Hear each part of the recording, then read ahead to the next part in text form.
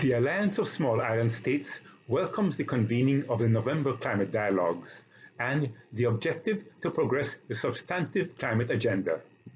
In the midst of the COVID-19 upheaval, there has been no reprieve from constant climate upheaval.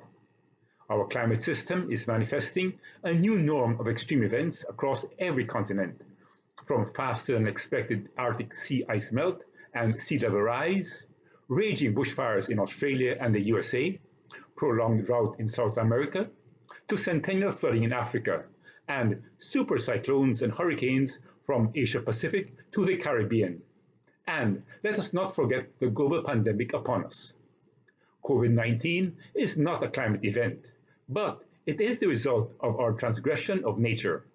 What's more, it exposes our collective vulnerability and utter unpreparedness to deal with extreme events that will occur at the global scale, just like this pandemic, if great powers keep shirking their responsibilities. Small islands have long been the bellwether of this climate reckoning, chronicling each year the worst-case scenario of humanity's climate future. No longer is that future an IPCC projection or what deniers call science fiction. That future is now, that so-called fiction is our reality. And more warming is in the pipeline. We are still on track of a warming of more than 2.5 degrees Celsius by the end of the century, and if we fail to achieve very stringent emission reductions in the next decade, we will exceed the 1.5 degrees Celsius limit before mid-century. With increasing warming, millions will be displaced, millions more will be impoverished, and trillions will be lost due to the impacts of climate change. This is no time for dithering and no time for posturing. This is our last chance to get the world on a 1.5 degrees Celsius compatible trajectory.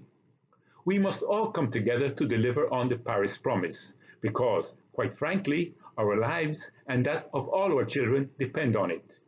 Moreover, we must recognize that the COVID-19 response and recovery will determine the future of global greenhouse gas emissions for decades to come. So, it is imperative that our decisions and actions be guided by science and by the objectives of the Paris Agreement. These November dialogues must raise the bar of ambition.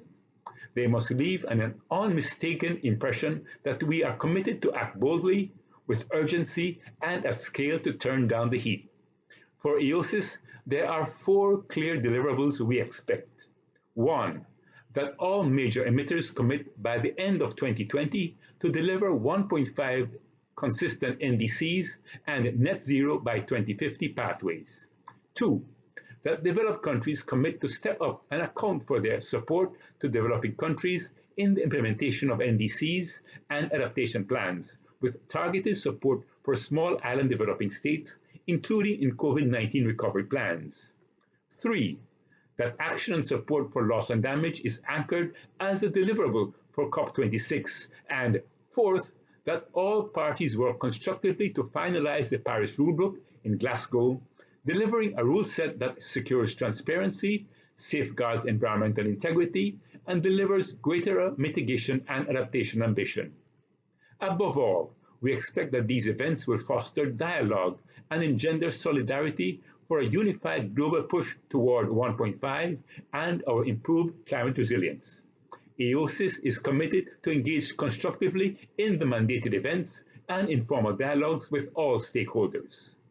I take this opportunity to thank the Executive Secretary, Ms. Patricia Espinosa, for her stellar leadership in this process, even during these difficult times, and the Government of Chile for the work they are undertaking as the COP President.